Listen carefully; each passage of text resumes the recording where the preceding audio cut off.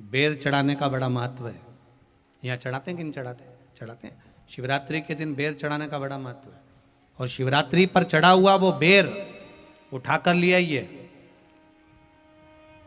और उस बेर को उठाकर रख लीजिए। मान लो किसी को उदर से जुड़ी हुई जब तकलीफ रहती है, पेट से जुड़ी हुई तकलीफ रहती है, पेट से जुड़ी हुई कोई भी प्रॉब्लम हो, अगर पेट से जुड़ा हुआ कोई भी रोग आपको लग गया और डॉक्टर की दवाई चल रही है, सारी औषधि चल रही है, जो शिवरात्रि पर आपने बेर चढ़ाया है वो बेर अगर आपके यहां रखा हुआ है, वो बेर उस रोग वाले व्यक्ति को खिला दीजिए। आधे घंटे के अंदर पेट का दर्द, पेट की तकलीफ, पेट का कैसा भी रोग होगा एकदम आराम लग जाएगा। उस बेर में इतना दम, इतना प्रबलता आ जाती है। शंकर को जो शिवरात्रि के दिन बेर चढ़ाया जाता है।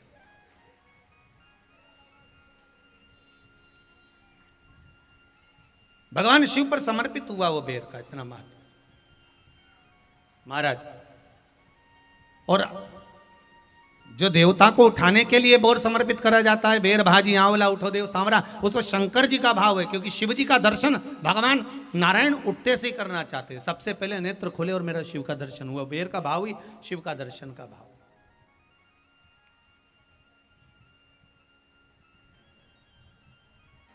कितनी बड़ी औषधि होगी बेर के अंदर, जरा देखिएगा कि मेरे राम जी शबरी अम्बा के दरवाजे पर पहुंचे।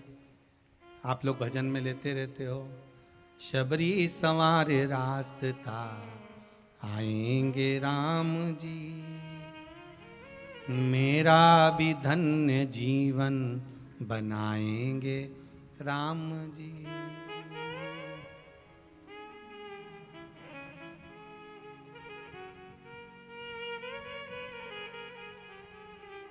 और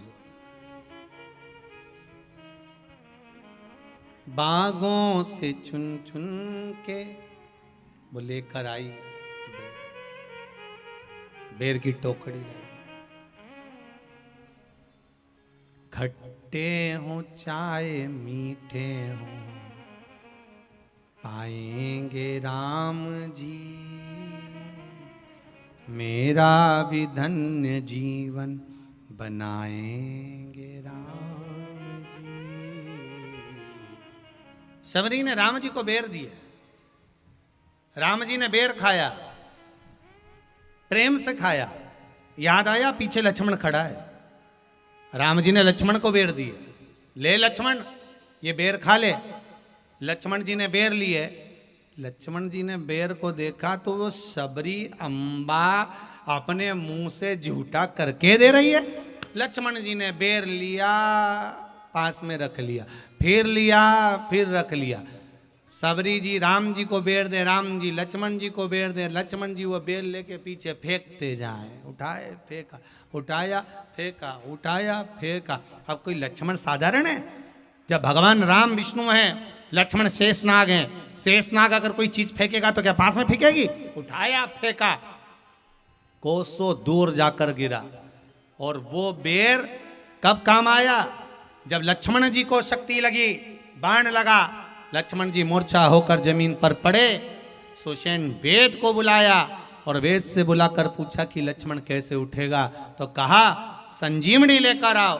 संजीवनी लेने के लिए भेजा। तब संजीवनी लेने के लिए जब श्री हनुमान जी महाराज गए, संजीवनी बूटी जब लेकर आए और लक्ष्मण जी को जो दी, तब राम जी पहचान गए ये संजीवनी कोई दूसरी नहीं है। लक्ष्मण जी को जो बेर खाने को दिया था वो बेर फेंक दिया था, उसी बेर की पत्ती है जिसको निचोड़ निचोड़ कर लक्ष्मण जी को खिलाना पड़ी है। तो राम जी रोते रोते बोले पहले ही खा लेता तो खाना नहीं पड़ती। कोरोना का टीका पहले ही लगवा लेता तो दादा निपटता ही नहीं। लगे तो खाया ही।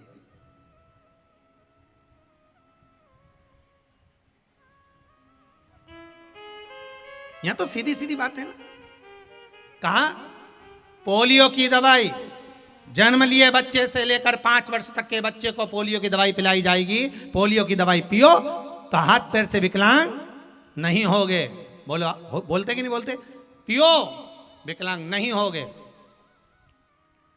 जो नहीं पिएगा वह हाथ पैर से विकलांग हो जाएगा। उसी तरह शिव महापुराण की कथा, जिसका जन्म नहीं हुआ, जो माता के गर्भ में है, उससे लेकर जो मर रहा है उस तक के व्यक्ति को सुनाई जाएगी। पोलियो की दवाई नहीं पियोगे, हाथ पैर से विकलांग हो जाओगे। शिव महापुराण नहीं सुनोगे तो काम, लोभ, विषय, आसक्ति से विकलांग हो जाओगे। इसलिए सुनो, ये सुनने का विषय है, इसको श्रवण करना, हमारे जीवन में उतारना,